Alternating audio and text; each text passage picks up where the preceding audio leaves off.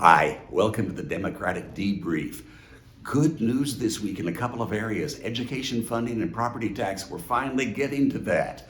We passed the governor's education budget out of JFAC that raises teacher salaries, staff salaries, great funding for dyslexia programs, for security beef ups in schools, information technology grants.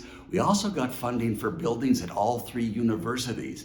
They left BSU out, we brought it back in. We'll probably have to fight that battle again because they're still trying to punish BSU for having diversity and inclusion programs.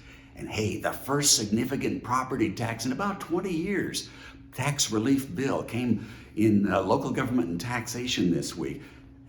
Good bill, but it has a poison pill. That poison pill is they're taking away the March election date for schools, and they don't like that. They really need that.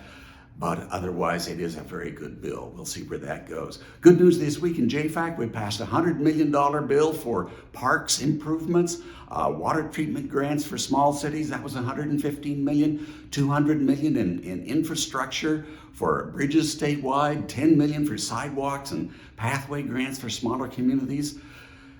The bad news out of JFAC right now is there's no funding for child care grants yet.